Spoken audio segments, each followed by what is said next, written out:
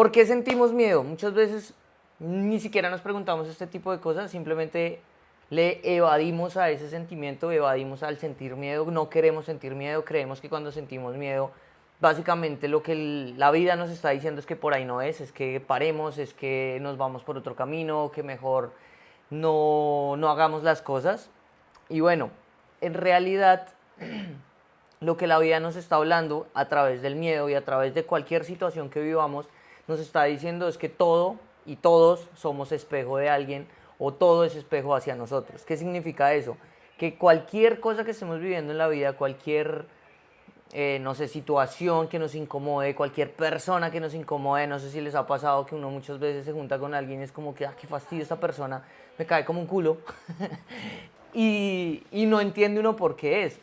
Pues es básicamente porque hay algo en esa persona o en esa situación que te lleva a sentirte de esa manera porque es un punto en el cual tú tienes que trabajar internamente, ¿sí? No necesariamente, digamos, no sé, esa persona me cae mal porque es picada o es creída o es prepotente, no necesariamente te está diciendo que tú eres prepotente o que tú eres igual que esa persona y que por eso te molesta. No, cuando se habla de espejos se refiere a que hay algo en esa sensación que está vibrando en ti, que te está diciendo que ahí es donde tú tienes que trabajar. Entonces, si esa persona se está dando el permiso de darse el mérito de alguna cosa, si se está dando el permiso de exponerse frente a las personas y a ti te resuena, a ti te molesta que esa persona sea así y dices o te excusas detrás de que es prepotente, en realidad lo que la vida te está indicando quizá es que, no sé, tú tienes un sentimiento de inferioridad que no has reconocido y por eso te resuenan esos comportamientos de esas personas. Entonces, a eso se refiere realmente cuando habla de que todos somos espejos, de que todo se está enseñando algo en algún momento y que todo se trata de uno mismo. En realidad uno tiene que mirar hacia adentro y yo creo que esa es la lección más grande que he aprendido este mes que pasó y es mirar hacia adentro. Uno muchas veces no se responsabiliza, sino que se victimiza con las cosas que suceden o le echa la culpa a las personas o a las circunstancias o XY y uno cree que está afuera la solución y que la culpa está afuera y en realidad es uno. Uno tiene que mirar hacia adentro y darse cuenta en qué es lo que realmente tiene que trabajar. Entonces, ¿cómo uno puede llegar a eso? Es buscando la raíz. ¿Qué significa buscar la raíz? Ir atrás, muy, muy, muy, muy atrás, ¿sí? Porque hay condiciones, experiencias, entornos, siempre hay algo que te marca a ti, que marca tu experiencia de vida, que marca lo que tú eres, que marca tus comportamientos, que marca tus traumas, tus miedos, que marca todas esas cosas que tú tienes por dentro que muchas veces no entiendes. No entiendes por qué eres procrastinador, porque eres indisciplinado, porque eres miedoso, porque eres tímido, porque eres inseguro, por qué. No entendemos muchas veces eso, ¿sí? Simplemente lo sentimos y lamentablemente estamos desde el lado de la víctima. Pero para salir de ahí hay que tomar responsabilidad y tomar responsabilidad es ir a la raíz, entender por qué yo soy así, qué es lo que me está o lo que me hizo ser así de alguna manera. Obviamente cuando hablamos de responsabilidad también nos referimos a que eso no, pues ya no es culpa de esa situación, de que uno sea así, sino que tú tienes la capacidad en este instante, por eso se llama conciencia, de hacer conciencia de lo que estás viviendo y entender el por qué eres así para poder trabajar en ello. Entonces aquí tenemos familia. Muchas veces nuestros papás desde el amor que tienen nos criaron de cierta forma. El otro día hablábamos con, no me acuerdo con quién, mentira, sí, con Gina, que la hija o el hijo de la hermana cogía y todos lo estaban esperando en una piscina chiquitica para que ella se tirara. Y ella decía, no, sin miedo. Y se tiraba a la piscina grandotota. Y se tiraba sin miedo y todos los tíos, los papás, todos salieron a correr a salvar a la niña. No, no, no. Entonces, ¿qué pasa? Que inocentemente, desde el amor que sienten los papás, quieren, entre comillas, salvarla para que no sufra o para que no se ahogue o para que X o Y. Y lamentablemente está creando improntas en su mente diciéndole que no puede hacer esas cosas, que sentir miedo está mal, que no puedes hacer las cosas con miedo. Entonces ahí es donde uno empieza a entender desde la raíz qué fue eso que pasó en tu infancia o qué fue eso que pasó en el colegio o qué fue eso que te hicieron sentir tus amigos o X, Y, Z, ¿sí? Y por último está la genética, que uno cree que no es así, pero lamentablemente nosotros estamos cargados genéticamente muchas veces de patrones de nuestros antepasados. No sé si han escuchado alguna vez que hasta 7 generaciones tú logras heredar traumas, problemas, pensamientos o cosas que tenían nuestros antepasados. Entonces también entender eso, entender que cuando tú estabas en el vientre de tu madre, tú también estabas heredando información de ella. Si, no sé, si hay mamás que por X o Y motivo esconden a sus hijos, se tapan con el jean hasta arriba o se presionan con fajas o cosas así, eso también genera inconscientemente traumas en sus hijos. Entonces, digamos, yo tengo una amiga que tuvo un niño y hizo eso, por eso ponía ese ejemplo, y el niño es súper extrovertido, el man es súper piloso, o sea, es una lumbrera, pero tiene ese patrón de querer llamar la atención, de necesitar ser el punto de referencia en todo lo que él viva. Y fue gracias a eso. Lamentablemente, al ella intentar esconderlo, creó ese trauma pues en este niño, y por eso es que ese es su punto, pues el punto en el que más tiene que trabajar. ¿Sí? Entonces también tenemos que entender eso, y si podemos analizarlo, si podemos estudiarlo, si podemos preguntarlo, hagámoslo, porque eso también nos indica muchísimas veces patrones y puntos de referencia para que podamos empezar a trabajar. Entonces, todos tenemos nuestros traumas, todos tenemos nuestros miedos, todos tenemos muchísimas cosas que no entendemos por qué son así, y tenemos que ir a la raíz. Y la raíz no necesariamente es cuando niño, puede ir más atrás, ¿sí? Entonces, bueno, aquí yo digo que tu miedo más grande es tu gran poder. ¿Por qué? Porque como les decía al principio, ahí es donde más tenemos que trabajar. Si sentimos miedo, si sentimos resistencia, si sentimos que eso nos cuesta mucho hacerlo, créanme, la cabeza te está diciendo que no lo hagas, que por ahí no es, que vas a sufrir. Y el beneficio de no hacerlo es quedarte en la zona de confort. Por eso te dice, y por eso siempre hacerlo fácil es muchísimo más sencillo que hacerlo complicado, que hacerlo difícil. Pero entonces, cuando entendemos esto, cuando entendemos que cuando sentimos miedo, cuando sentimos, pucha, ¿será que no? ¿Será que no lo hago? Y si hago esto, ¿qué puede pasar? Cuando sintamos esto, parce, por ahí es, ¿sí?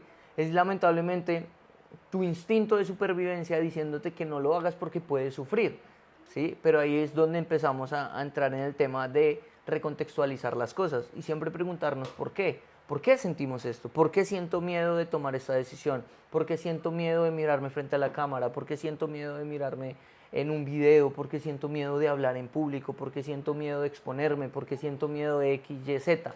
¿Por qué? Pregúntense esas cosas y empiezan a ir hacia atrás. Vayan a la raíz, vayan al porqué de las cosas, realmente cuál es la razón principal del por qué sentimos miedo. E independientemente de sentirlo, hacerlo. ¿Sí? Yo le decía a Mafi una vez que estábamos saltando de una roca como de 15 metros y ella me decía, Juli, tengo miedo. Y yo, parce, yo también. El miedo siempre va a estar. La vaina es hacerlo con todo y miedo. Y pum, saltó. Casi se parte las noches. Pero saltó y digamos que eso fue una gran lección porque así es la vida. En la vida siempre va a existir el miedo y es el instinto de supervivencia, y por eso también hay personas muchísimo más arriesgadas que otras porque están acostumbradas a hacer las cosas aún y con miedo. Pero también hay que entender la diferencia entre miedo y adrenalina, entre miedo y huir de la realidad, porque hay veces las personas que son muy adictas a la adrenalina en realidad también están intentando escapar de esa realidad, escapar del estar en paz, y necesitan un estímulo. Y por eso también entran en las drogas o entran en temas que no deberían entrar, porque necesitan un estímulo exterior para sentirse bien, para sentirse vivos. Entonces, pues obviamente todo tiene que ser un balance. Entonces, como les digo, recontextualicen todo lo que les pase en la vida, sea bueno, sea malo. Siempre intenten mirar el lado contrario de las cosas para ver qué hay que aprender de ellos, ¿sí? Cuando también miramos y decimos que todo es un espejo, que en la vida todo, absolutamente todo es un espejo, cualquier cosa que está sucediendo en este momento, que vemos reflejado en otras personas, también entendamos que ser espejo también es mirar lo bueno de esas personas. ¿Por qué me alegra y por qué me hace sentir bien X situación de esta persona y no esta? ¿Sí? O sea, empezar a recontextualizar las cosas y no pasarlas por alto. Entender que cuando vemos algo bueno en las otras personas, también es un reflejo de lo que somos nosotros y darnos el valor a través de ello. No siempre mirarse y espejearse y recontextualizar las cosas es simplemente mirar lo malo para trabajar en ello, no, sino también poder resaltar y poder valorar las cosas buenas que tenemos nosotros, porque ahí también reside un gran poder en nuestro crecimiento. ¿Sí? Ahí es donde nosotros podemos empoderarnos, ahí es donde nosotros podemos empezar a tomar decisiones muchísimo más arriesgadas, entre comillas. Ahí es donde podemos empezar a darle el valor a cada uno de los pasos que hemos dado y que hoy nos permiten estar acá. ¿Quién entró? Entonces, piensen en eso también y entiendan, muchas veces no es huirle a las cosas malas, sino recontextualizarlas y tampoco quererse quedar únicamente en las cosas buenas, porque si no, no creces. ¿Sí? Es un equilibrio para todo. Es entender que la vida te está dando señales todo el tiempo para que tú crezcas. Y no siempre es, porque digamos Javi dice, nuestro mentor siempre dice como, hay veces uno se resiste a recibir los regalos que la vida nos da porque no vienen en el envoltorio que uno quiere que lleguen. ¿Sí? Entonces, que todo lo bueno entendamos que no siempre es tan bueno, ¿sí? Porque también en lo malo está el crecimiento, o malo entre comillas, nada es bueno ni nada es malo, pero en lo negativo, en lo que aparentemente es negativo, o bien en el envoltorio que no queremos que llegue, que lo llamamos malo, también está el crecimiento. Ahí también es donde uno tiene que escudriñar, tanto en lo bueno como en lo malo, porque uno muchas veces se escuda o se justifica en las cosas buenas que uno tiene para darse valor a uno mismo, pero no se da cuenta que muchas veces esas justificaciones también te están frenando, porque no te están permitiendo mirar esas cosas en las cuales tienes que trabajar. Entonces, para no sonar muy complejo, es tratar de recontextualizar tanto lo bueno como lo malo. ¿Por qué yo solo me quiero quedar en las cosas buenas que tengo yo? ¿O por qué solo me quedo con las cosas malas que veo en las demás personas o en mí? ¿Listo? Entonces, después de uno entender esto, después de uno entender que todo cumple una función en nuestras vidas, que cualquier situación o cualquier persona que llegue a nosotros está cumpliendo un propósito en nuestras vidas, y entender que aún y con miedo y todo podemos hacer las cosas, nos podemos preguntar eso, nos podemos preguntar qué es lo peor que puede pasar si hacemos estas cosas. ¿Qué es lo peor que puede pasar si acepto estas cosas? ¿Qué es lo peor que puede pasar si miro estas cosas que me resisto tanto a mirar? Entonces, cuando empezamos a hacer este tipo de preguntas, por eso digamos que el nivel de éxito, creo que eso lo dice en el documento que les he pasado a varios de propósito de vida, y dice que la diferencia entre las personas exitosas y las que no es el nivel o la capacidad de hacerse preguntas incómodas a sí mismos, o de por lo menos cuestionarse muchas cosas. Entonces ahí es donde está el crecimiento realmente, donde nos preguntamos ¿por qué? Básicamente esa es la gran pregunta. Y si ustedes se dan cuenta, de ahí parte todo. Y el gran cuestionamiento del ser humano siempre ha partido de esta pregunta, del por qué. El otro día nos preguntábamos como, bueno, ¿y de dónde salió el tema de los niveles de conciencia?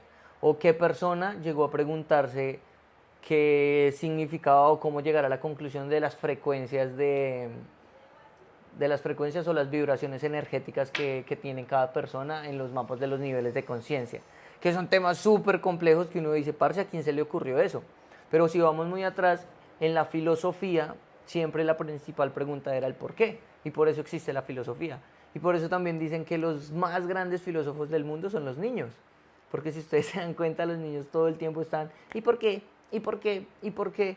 Porque realmente ahí es que está el crecimiento. Y si ustedes también se dan cuenta, los niños más pilos y los niños más avispados que pueden existir son ellos, son los que se cuestionan todo, no permiten y no dejan comer entero, ¿sí? Y viceversa, los niños que no les permiten preguntar muchas cosas, a veces, con todo el respeto que se merecen cada persona, son los más hipocondríacos, o son los que tienen las defensas más débiles, o son los que les da más miedo las cosas. Entonces también ahí es donde uno se da cuenta la importancia de cuestionar las cosas. Por eso yo siempre les he dicho a ustedes, cuestionenlo todo, cuestionense cada una de las cosas que están sucediendo en sus vidas, ¿sí? Independientemente del resultado, cuestionenlas, porque siempre, siempre, siempre va a existir una opinión distinta. Entonces hay una frase que dice, no es tan bonita, pero dice, si las moscas supieran lo bueno que es estar parados en la miel, dejarían de estar parados en la mierda. Y es así, muchas veces las moscas siguen paradas en la mierda porque no tienen otra cosa en la cual creer. Y eso pasa con el ser humano. Si nunca se preguntan qué puede pasar si me paro allá, pues nunca van a entender que puede haber algo mejor. ¿Listo? Bueno, y aquí llegamos a este tema que me parece súper chévere, que es en la vida. Por eso siempre les decimos que traten de hacer todo desde su pasión. No desde el dinero ni no desde los talentos, porque uno muchas veces tiene muchos talentos, pero si no te apasiona algo, no es, no es el mejor camino. No voy a decir que es correcto o no, pero no es el mejor camino. ¿Por qué? Porque ahí, cuando tú haces las cosas con pasión, empiezas a entender, que aquí viene el tema más adelante, que no necesitas disciplina realmente. Cuando haces las cosas con pasión, y acá respondo también un poco la pregunta de Karen, cuando haces las cosas con pasión,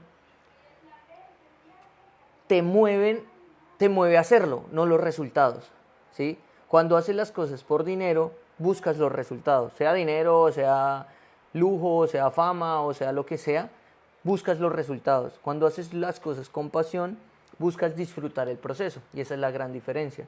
Entonces, para tener resultados, sí o sí necesitas disciplina, para todo, pero en este contexto necesitas sí o sí disciplina para lograr estos resultados, porque si no la tienes nunca vas a llegar allá. En cambio, cuando haces las cosas con pasión, defines el objetivo, a dónde quieres llegar y el camino lo disfrutas día a día y vas a estar haciendo las cosas no bajo la presión, sino bajo pasión, que eso también me parece súper bonito. Y ahí, cuando empiezas a hacer todo desde la pasión, entiendes que a pesar de que hayan cosas que no te gusten, como tu objetivo es gigante, como tu propósito es mucho más grande que cualquier resultado, haces las cosas desde el amor, haces las cosas a pesar de que no te gusten del todo, a pesar de que en cierta forma te generen incomodidad. Sabes que sí o sí tienes que hablar a la cámara, porque ahora hablar a la cámara te va a permitir exponerte, y exponerte te va a permitir llegar a ese objetivo que tienes plasmado, ¿sí? A pesar de que no te guste. Pero es porque te apasiona ese tema que quieres hacer. Entonces, por eso ustedes se dan cuenta, todo lo que nosotros le invitamos a las personas es, háganlo desde la pasión. No busquen el dinero, no busquen los resultados, no busquen nada de esto externo, porque si no se van a frustrar. Y cuando no veamos resultados, cuando no veamos el dinero, cuando no veamos estas cosas, vamos a sufrir. Y esa no es la idea de la vida. Realmente el crecimiento está cuando empezamos a disfrutar el proceso y los resultados llegan solos. Porque en la pasión tú buscas es el impacto. A mayor impacto, mayor es la recompensa. Por eso, si ustedes se dan cuenta, las personas que más números, entre comillas, tienen, que se meten en el mundo del coaching, que se meten en el mundo de los mentoreos, que se meten en el mundo de impactar a otras personas, entre más personas reciben toda esta información o reciben todo este valor o reciben todo este amor que le están entregando a estas personas, ellos sí o sí van a generar muchos más resultados. ¿Listo? Entonces, bueno, aquí dice pasión es igual a compromiso. Cuando haces las cosas con pasión, simplemente te comprometes para hacerlo. No necesitas motivación, ni disciplina, ni acompañamiento, ni nada cuando hay pasión. Y como siempre les digo, sean felices y listo.